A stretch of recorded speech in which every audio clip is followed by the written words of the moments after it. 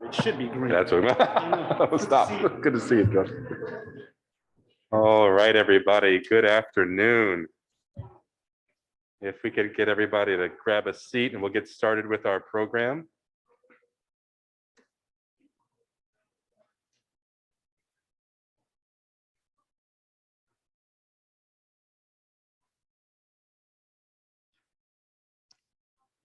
It is wonderful to have such a great turnout here in this beautiful building for a beautiful event. As you all know, it is a very special time of year. Many of our world religions have been celebrating holidays recently. We had Passover and Easter, and our Muslim siblings are still celebrating Ramadan. A number of local holidays on campus. The pen relays are happening right now, and we had a number of people officially become seniors today on Hay Day, and a new tradition, the senior toast. So I imagine some of you changed out of your red t-shirts from Hay Day and got back in normal clothing too. It is wonderful to see a number of our undergraduate students, a number of grad students here today as well. My name is Chaz Howard, and I serve here at the University of Pennsylvania as our university chaplain and the vice president for social equity and community. And this topic of philanthropy is something that is very meaningful to both roles that I have the privilege of playing here at the university. It's this notion of generosity and philanthropy is one of the major tenets of so many of our world religions. So many traditions talk about giving and being generous and tithing and making offerings every week. It's ingrained in people from their young age to all the days of their lives. It's not just about giving for giving's sake either. It's this notion of giving to make a difference. And our Jewish siblings have a concept many of you may have heard of called tikkun olam. It translates to repairing the world. And it is a charge, it is a calling that many of us are called to do in the world. And it's not, I think, just about hope. It's about putting legs on one's faith. It's about faith in action. This notion of imagining that there is brokenness in the world and bending down to pick up those pieces to put it back together again. And one of the ways that I think this happens is through generosity, is through the sharing of one's resources. Not just keeping it to ourselves, but employing that which we have been blessed with to go and make a difference in the world. And in many ways, I think this is very much the spirit of what Mr. Stuart Weitzman has been doing both here on campus and in several places all around the world. When I think of Super Penn alumni, I think of you, sir.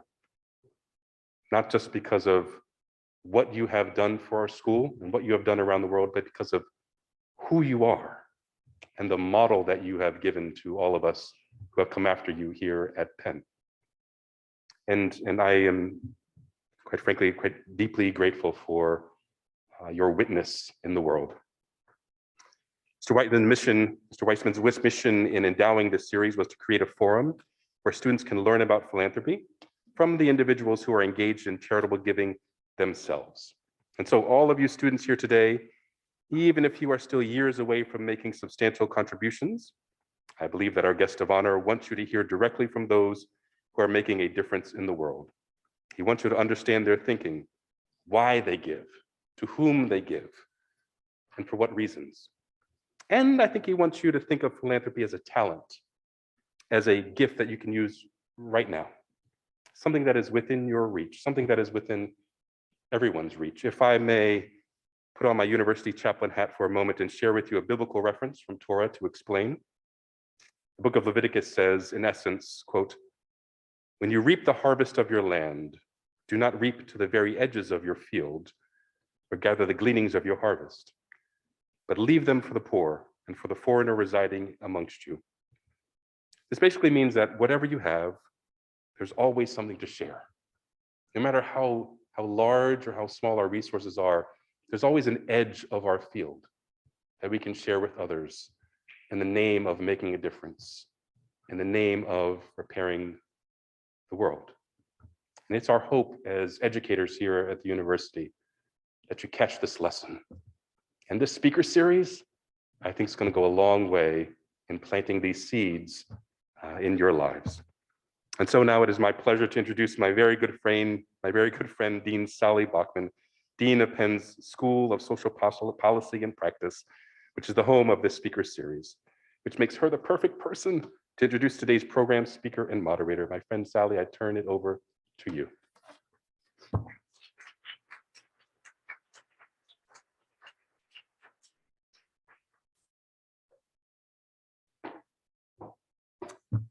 Hello, everyone. It's just great to see you.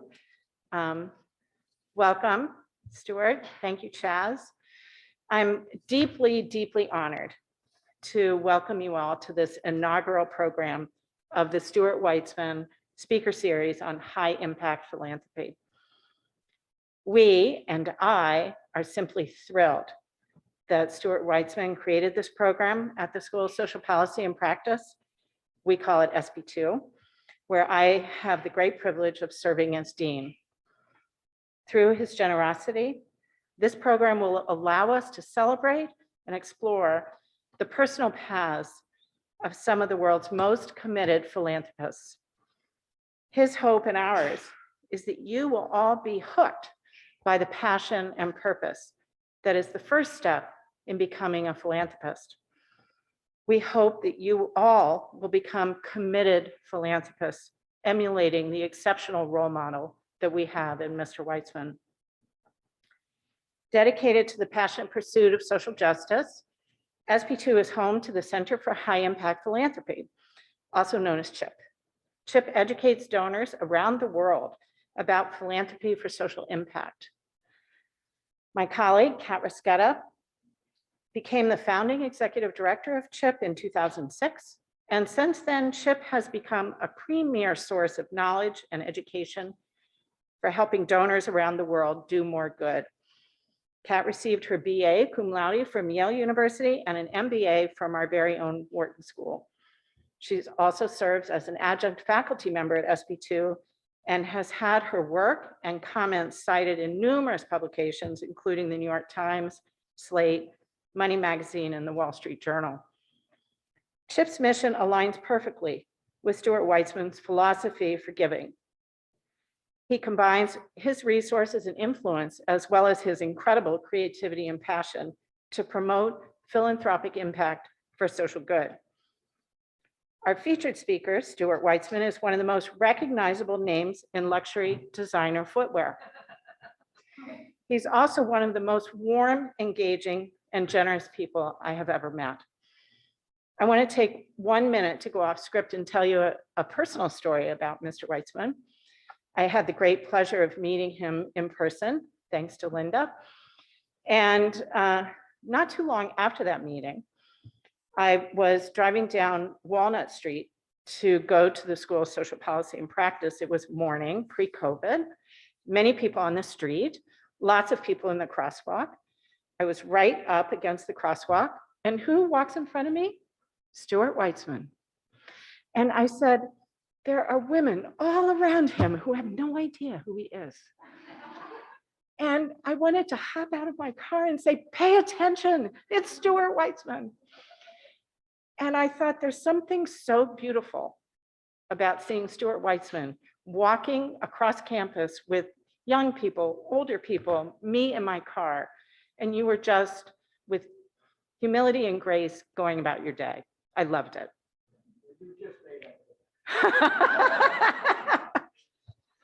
A little bit about you. Mr. Weitzman was born into the shoe business. His father and brother owned a shoe factory in Haverhill, Massachusetts, a hub of American footwear manufacturing. He had no interest in joining the family firm, so he did the next best thing and enrolled at Wharton with plans to work on Wall Street. While pursuing his business degree, he made money selling shoe sketches for $20 to a friend's father who owned a factory in Brooklyn. When Stuart's father passed away 2 years later, Stuart and his brother ultimately became partners in the family business. After a few years of working in the family firm, Mr. Weitzman joined the Caressa Shoe Company with the intention of launching a higher end line. Insisting that Caressa own the factory where the collection would be produced, he and his team went to Spain to find a manufacturing partner. One factory was interested in selling them a 50% interest in the business, which they purchased. In 1986, Stuart bought Caressa's interest in the factory, establishing Stuart Weitzman as an independent company selling upscale, fashionable shoes at a fraction of what his competitors were charging. Eventually, he bought out the factory owners and took full ownership of the production operation. And in 2015, he orchestrated the sale of Stuart Weitzman and Company to Coach. He stayed on there as a shoe designer and creative director for the company through May 2017 and remained chairman emeritus through 2018. As Chaz already noted, Mr. Weitzman is a committed Penn alum and is actively involved here. He serves as an entrepreneur in residence, and to date, over 1,500 students from Morton, the college, engineering, design, law, nursing, and SP2 have attended his classes. Stuart, in keeping with his generosity, makes time to meet individually with students who are interested in discussing their own retail-related entrepreneurial endeavors. During the height of the pandemic, he amazingly pivoted to holding classes and one-on-one mentoring sessions on Zoom, like the rest of us. He's a member of the Weitzman School's Board of Advisors and was the school's commencement speaker in 2019. And now it is a deep honor and a great pleasure to welcome Kat and Stuart to the stage. I know we're all eager to hear this conversation.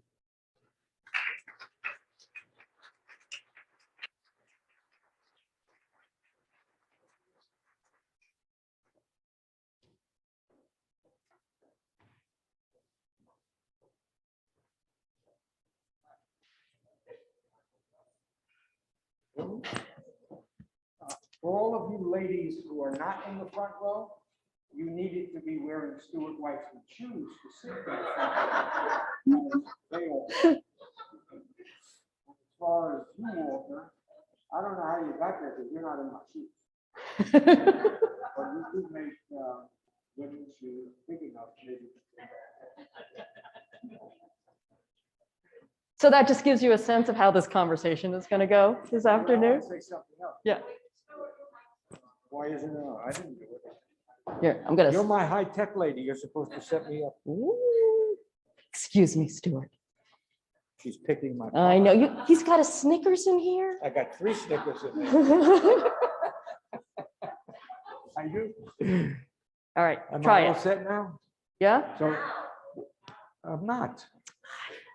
Linda, that's what you get for keeping candy in that pocket. when we put it on the table now. I'll leave it right there. How's that? Hmm? We're gonna be here till tomorrow. Now try. Is that okay? Oh, yeah. Hey. When the chaplain, elevated me to one of these wonderful Penn, attendees and alumni, I thought he was going to refer to having put me there because you can't imagine how well I did against the #3 ping pong player at the Penn table tennis team. That's what I thought he was going to say, because that means as much to me as what we're doing today. So you're on. I'm What on. more All do you right. wanna You're so Stuart and I had a great conversation before this event. So there are several topics we're going to cover, some of which are actually informed by great questions that many students sent us in advance. So first of all, thank you for that. We, as I think Sally mentioned, probably one of the ways in which Stuart is incredibly generous is how much he wants to engage with students. So this is an intentionally intimate group, partly because I'll start the conversation, but this is as much a chance for you to have a conversation with Stuart too. So I'm going to leave plenty of time for Q&A. So as we go. What am I supposed to do? Quick, help me. You do what you have to do. I don't know. So I want my Motorola flip phone back. So as we go along, if hopefully I'll get to a lot of the questions you've already submitted, but at the end, please do not be shy. And I know some of my colleagues will have a microphone around so that you can ask Stuart questions directly in the end. But let's start with one of the themes that you and I, yeah, what? Are you going to tell them whose shoes you're wearing? Well, whose shoes do you think I'm wearing, Stuart? All right, now you can continue. Okay, sorry, yes, my miss. I know, I sort of feel like I've got to be pointing to them during the conversation. All right, here's the first thing. A lot of students, when they hear the word philanthropist, this is what they think. They think, oh, well, that's somebody who amassed a ton of wealth their whole lives and only at the very end decide that they're going to use some of that charitably. Right? So it's sort of like a sequential thing. You amass wealth, and then maybe at the very end, after you sell your company, you start giving it away. That's sort of unfortunate, you know. Well, that is not your story. So I'm curious your reaction to that characterization. Well, I will tell you also, I do get the CVs of the students who I speak with when I do classes, and I don't find that anymore. It certainly was that way when I was at school. We didn't even think about it other than as you described. But philanthropy, well, let's not say even impact philanthropy, but philanthropy is for everybody. And I love, can I tell that story about my daughter? Absolutely. With the hospital? Yeah. My daughter was very well cared for by Boston Children's Hospital, which is on a par with Penn, maybe even ranked top. And she decided to do something for them because they had done so much for her. And with a friend, she hired a comedian, a juggler, a singer, and all of that for $800, split between two people. And I never saw such a wonderful event. Kids with, I don't know, bolts in their head. And now you can imagine at the best children's hospital, you're not going to get the healthiest kids, right? And this is what they look like. But for those 4 hours, well, they were having a ball, laughing from one of these acts to the next. And for $800, split between, she could have split between three.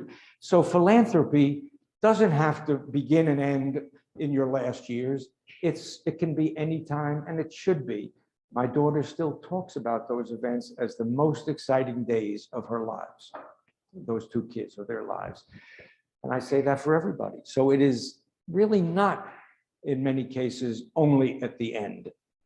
And if you start early, well, then, and you're successful, of course, you have more impact because you believe that story to begin with.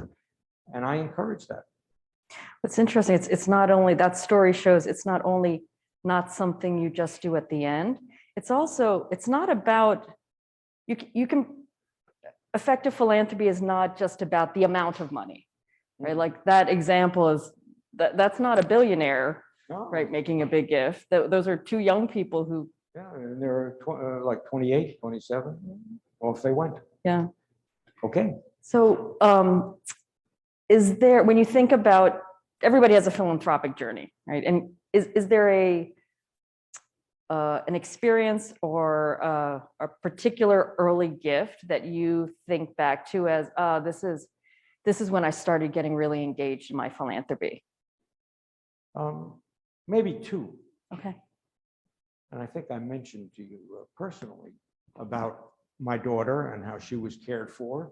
And I was in the middle of my career. And, you know, when you have business, you almost can't take the money out. It goes back in to help it grow if it's doing well. So there wasn't excess cash that I didn't need.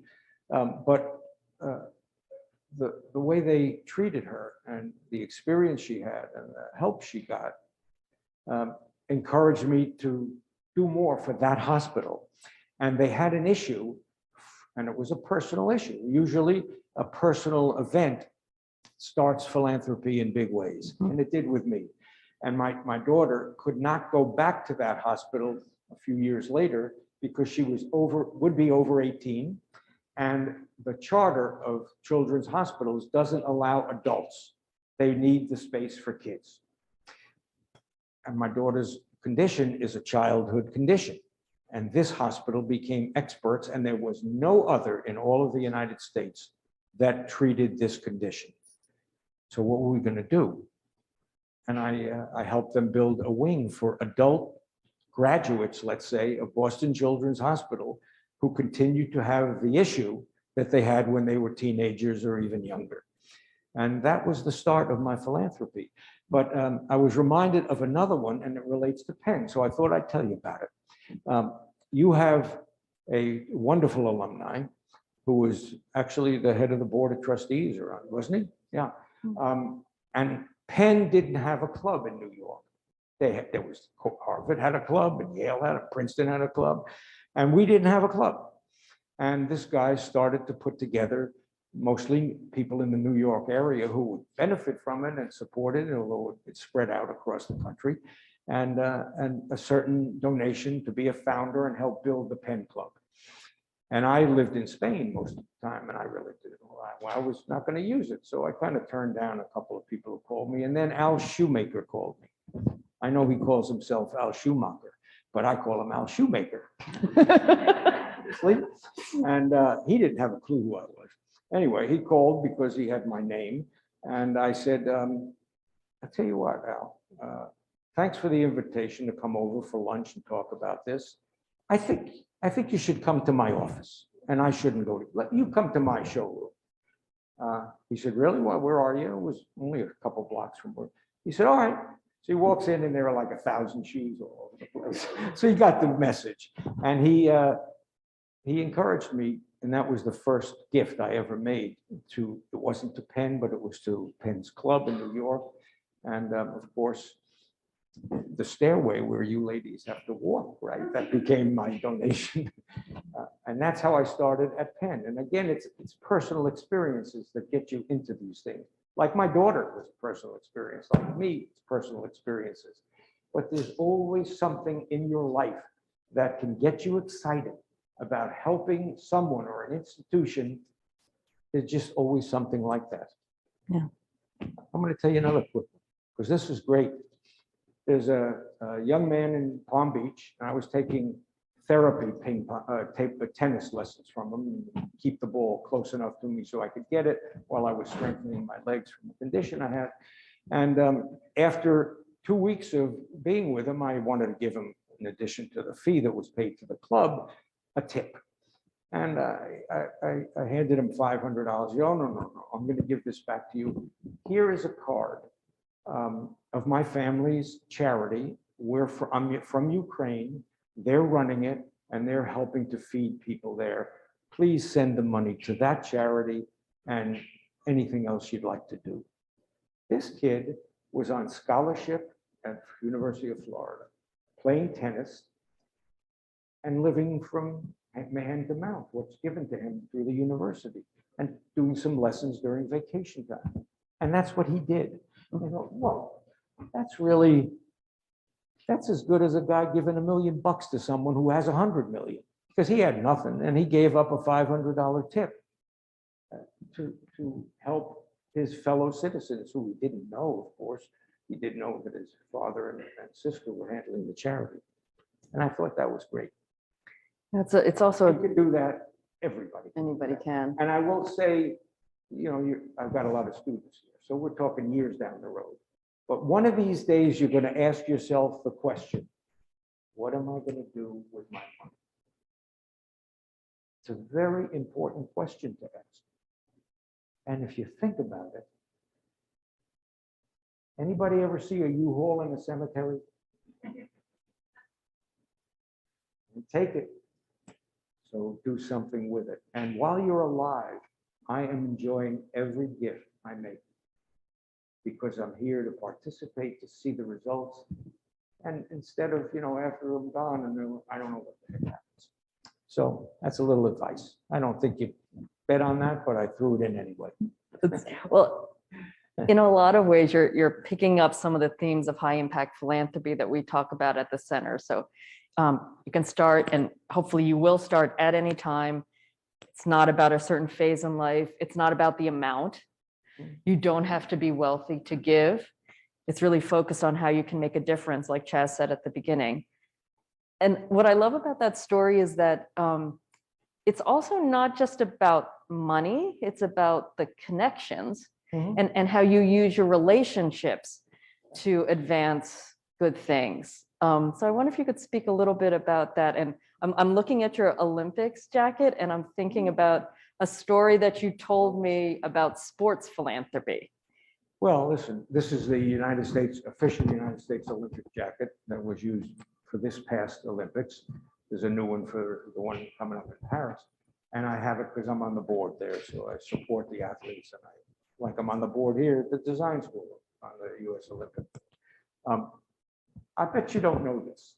The United States government does not give 1 penny to support our Olympic team. We are the only country in the world that doesn't support their Olympic team. It's all private.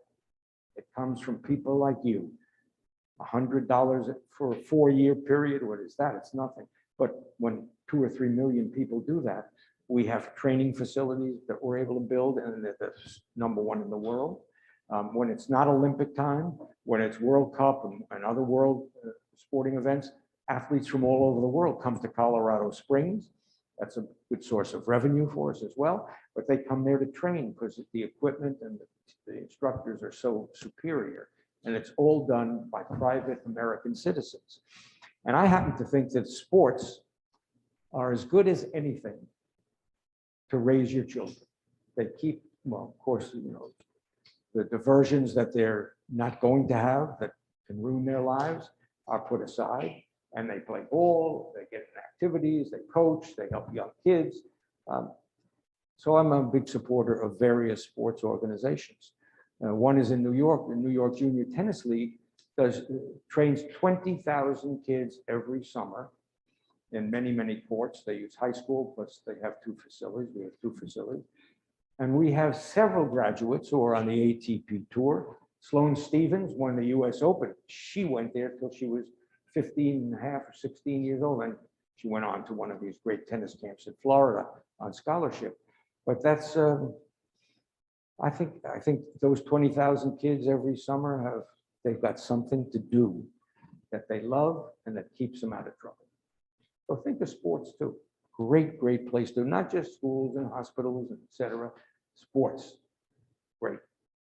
Okay. So there was another story you told me that about sports where I was struck by how clever you were in, yes, you Stuart, in getting a company that probably more than you should have been supporting as an effort, because this was a big sports company, right? You were the founder of a shoe company, you made a donation, and you discovered that the sports company You had mean not, Maccabee?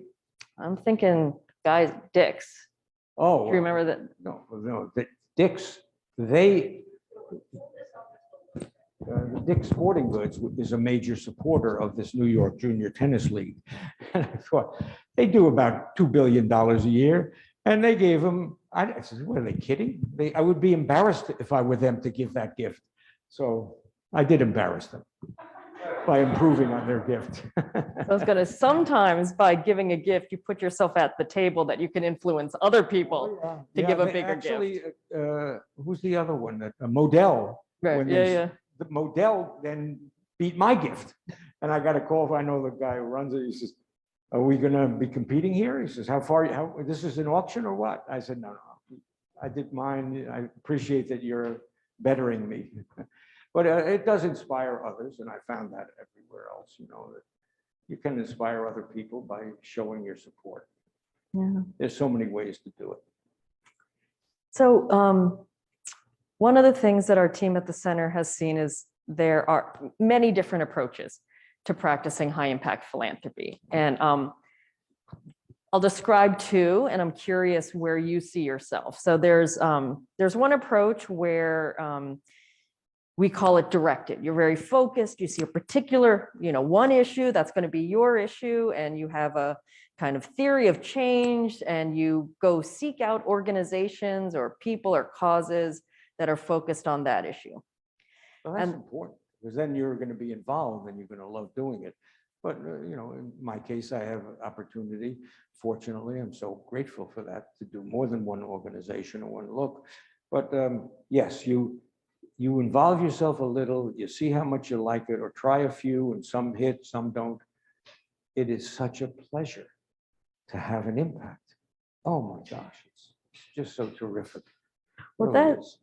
that's sort of what I was curious about, is that when I look at the path you've taken philanthropically, I actually see a lot of different, what we would call a more open approach, right? Lots of different cause areas. And we already talked about sports philanthropy. We talked about medical philanthropy.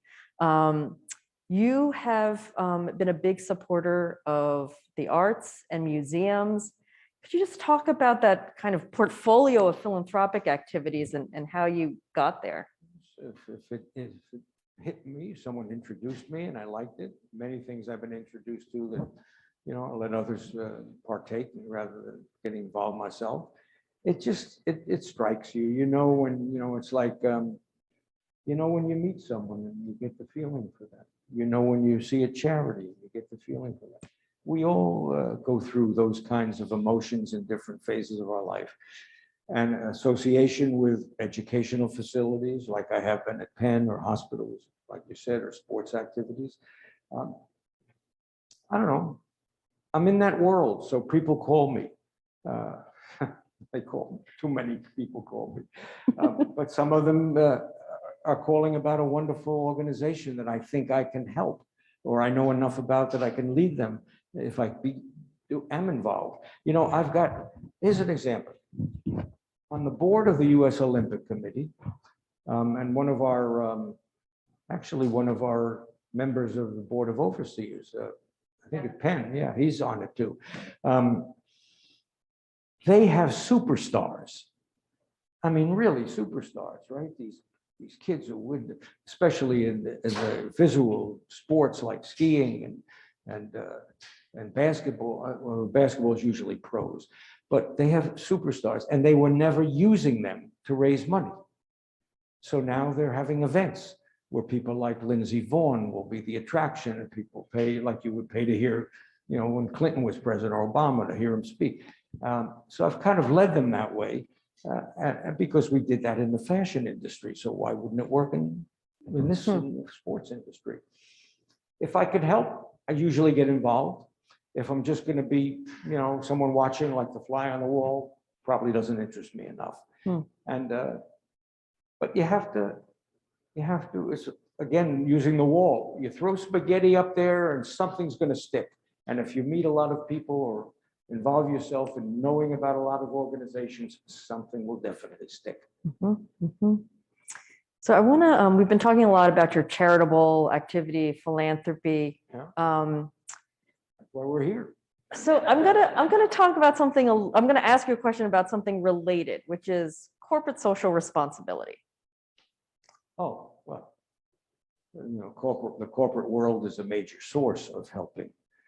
They kind of have to have their arm twisted once in a while, but they do, especially in today's world where the social conscience has entered the boardroom. It's easier to loosen up their purse strings, and they have a responsibility. And hopefully they're profitable enough that a small part of it can be accumulated year after year and create a foundation.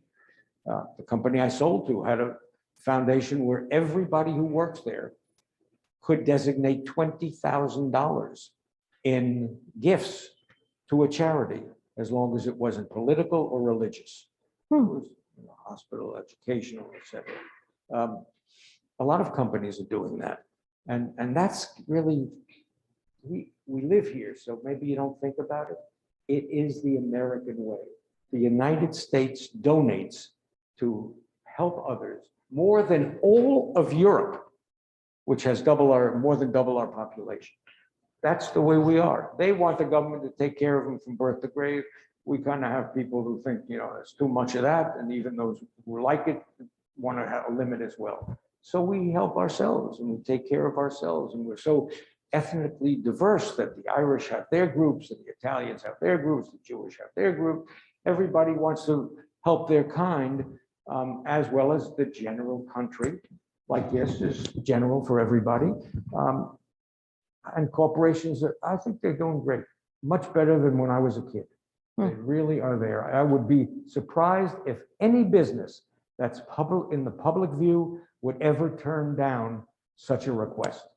And it's up to us to pull their teeth a little, because they'd rather have a higher earnings and give it to their stockholder, but they will give in because they don't have a choice, and I'm glad they don't. Everyone benefits because of it. I have one more question that was one of the questions that came through with the registration. And I also just want to flag to folks that if you have a question for Stuart, we'll have the microphone going around for you. And that is, you talked about when you were coming up as a businessman, that the corporate social responsibility and this feeling like you need to do something philanthropic as a business leader, that it wasn't as common. Can you? It wasn't common at all. Yeah, so can you talk a little bit about what you did in the early days of your company before? Yeah. When I first began to get pretty well known, I incorporated, oh, this is great. I incorporated charity in our business model. And think about Tom's. A lot of you know what the Tom shoes, right? Where he gave a pair away and still every pair that sold became a $500 million business. You think he lost money giving those shoes away? No. You paid twice as much so that he could give one away. But it was his marketing. He wouldn't say that. He didn't have to. And you wouldn't know it because he was buying it in these areas where labor was very cheap, and he was helping them survive by giving them. And Bombas Socks does the same thing. I love that ad. The most famous sock never sold. It was 30 million pair they're up to now because they give them away, so they were never sold. I was very strong in the celebrity world. I felt that was a good way to give image to our brand. And we called upon celebrities. Now it's sort of like today asking a company, how can they say no? Do they want to have it written in Vogue, that Haley Berry said no, she wouldn't help this school? No, it doesn't happen. And I realized that. So first lady I called was Cindy Crawford, who was one of the superstar models. Her daughter's now trying to replace her, not quite as good as Cindy. But maybe I'm biased because I grew up in her era. And Cindy said, I'd love to create a shoe and you can sell it and all the money is going to breast cancer and ovarian cancer research.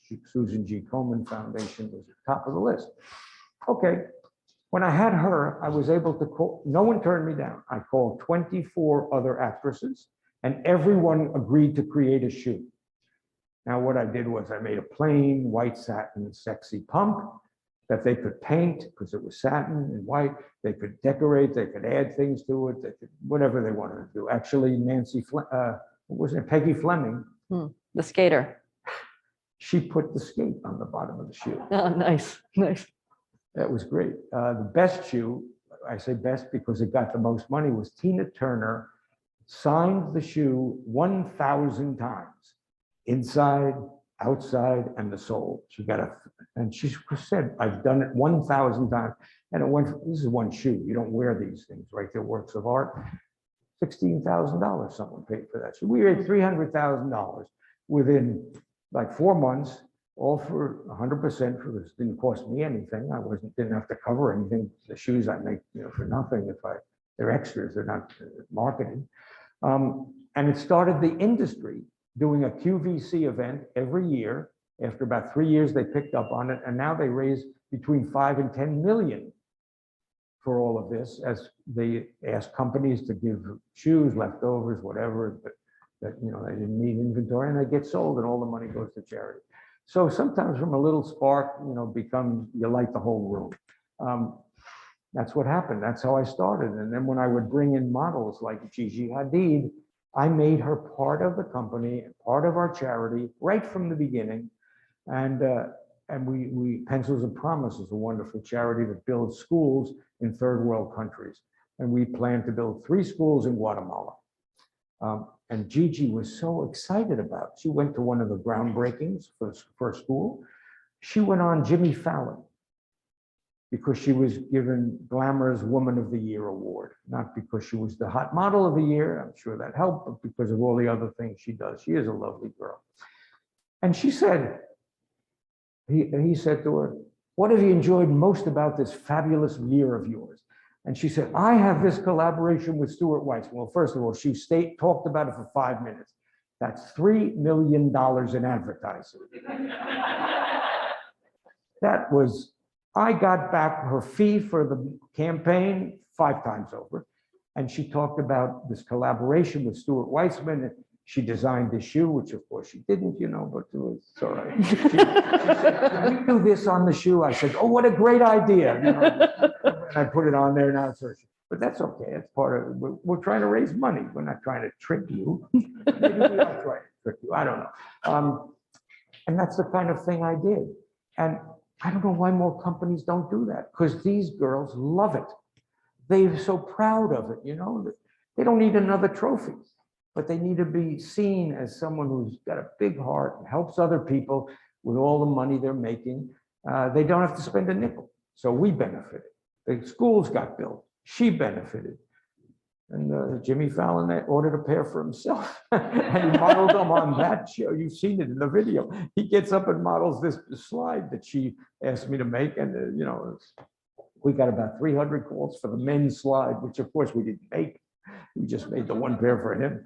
But I saw, wow, the impact, maybe I should hire him and go into the men's business. There are a million ways to do it, everybody. Figure out yours. And don't wait till you're a multimillionaire. You don't need to. I'm looking around to see if anybody has questions. And if you do, just raise your hand. And Caitlin, do you have the mic? Okay, if anybody has a mic. Yes. Oh. Well, here's someone here in this room that I have known for 75 years.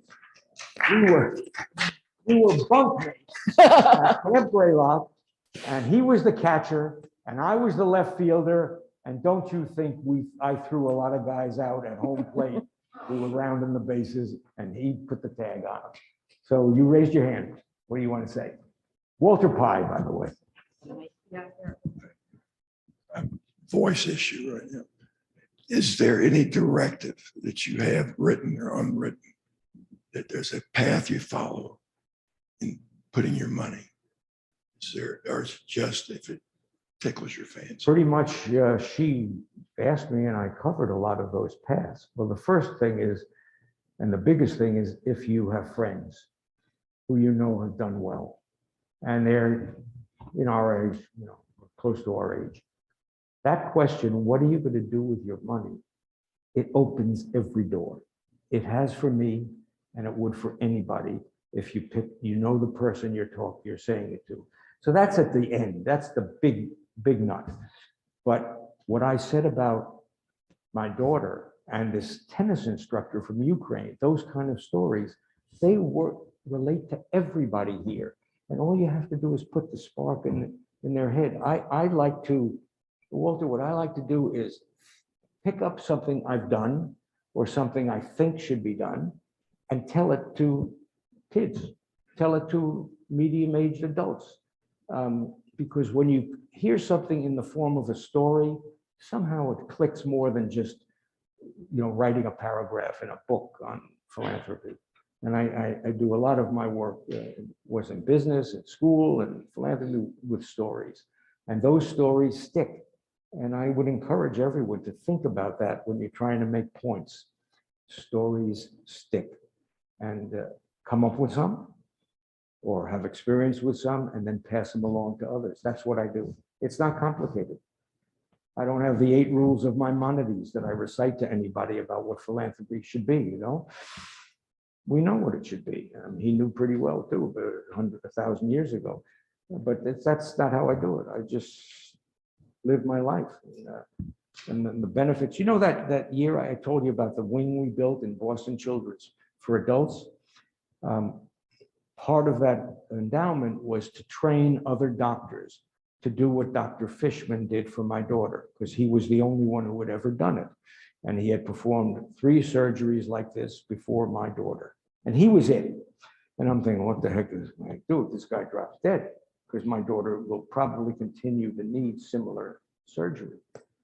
And I endowed 3 surgeon ships, if that's what you call them. I don't know, Professor Sure surgeon.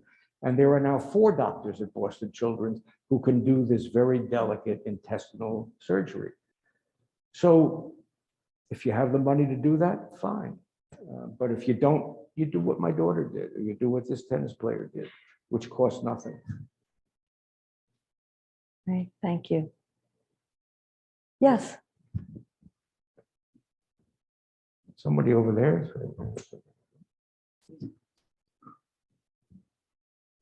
How you doing, Susan?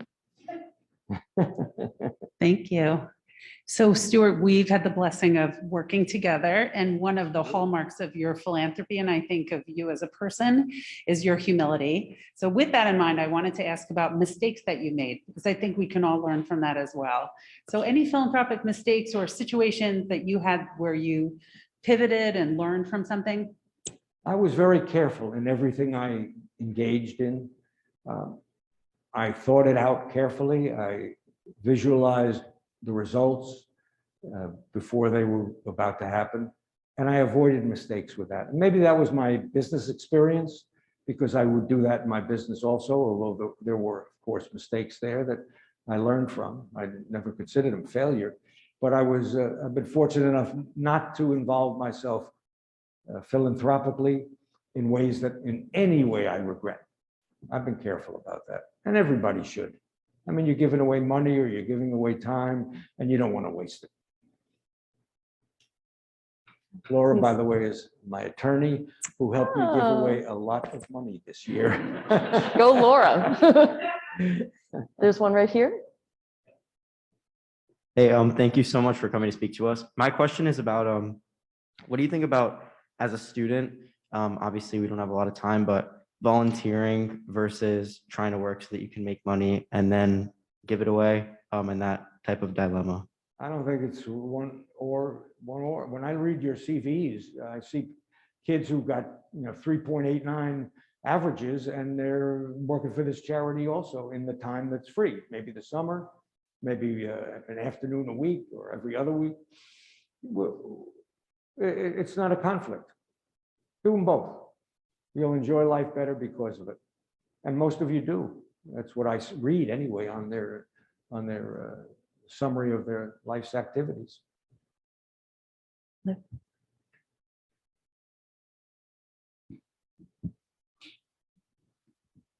Thank you so much for coming to see us today. I have a follow-up question to your attorney, more of a tactical question, I promise. When you spoke about mistakes and you said that you've been very careful in your giving. And one of the things that you've said today that's really stuck with me is that your giving has inspired others to give. A question I have for you, in terms of the intersections between business and philanthropy, do you do a similar process with your charitable funds, like a due diligence? Yeah, there's all these navigator. My wife studies that very, very well. Was that your full question? Or are you gonna add? I can ask it after. Continue. No. I think there's something to be said about the way that you do business as well. I think you've had some wonderful success. You've been a great leader, and I think something that I've always think about in leaders is that you recognize what your strengths are and what someone else's strengths are, and if you do it right, whatever your weaknesses are, whatever your deficits are, you let the person who has that strength make up for it. A philanthropist that I look at, Jacqueline Novergut, she says that we should be accompanying people. So I guess my question for you is, who do you feel like you have been accompanying? Well, it's you can't do it alone. That relates to almost everything, from raising kids to marriage to business to philanthropy. You can't do it alone. I like to quote Sir Isaac Newton, who has probably nothing to do with the School of Social Studies, but you did show me the engineering school, so I thought of him. We all know him, gravity and whatever. He was the genius that rivaled Einstein, who was 400 years later. But he said, if I have done more, if I have gone farther than others, it's because I've stood on the shoulders of champions. The Lauder family, who I don't say I know well, but we do cross paths in mutually endowed organizations. And I've learned a lot from especially the older brother, Leonard. And I've listened to them and how they do it and why they do it. And they're one example of reaching out to others because you can't do it alone. But I am fortunate enough within my family that, I mean, if I let my wife, she'd give it all away tomorrow. She is such a philanthropist. And my daughters have learned from her. I really have learned from her. I remember when first time I sold the business, I gave her half and she said, what are you doing? Are you going to divorce me? I could wait for the divorce to give you half, but no, you're going to spend it better than me. And she did. So I do rely upon others to guide me, to lead me, to give me lessons. Fortunately, I have strength in my family to do that, but I have sought others who I meet in similar organizations or the same organizations. And I think that's a truism in everything we do. Certainly charity and business. You know, that you raise an interesting quote, philanthropy, because see a lot of couples who make these decisions together, but in the case of you and Jean, you know, We make them separately. you're separate, Yeah. so I guess Well, we have our different, it's different. but the principle is the same, but the organizations are different. Right. Although we involve each other a bit. I don't know. Yeah, that's a good point. It's people don't think of that, but it's well worth remembering. What do you say, guys? Yes, we've got a question right here. I have the mic. She's going to give you a microphone. Here I come.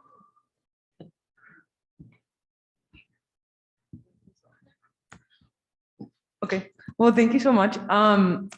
The first thing is, I was wondering how you think that the person who's the philanthropist affects, like having the name on like museums or like That's all these names. a money-raising tool.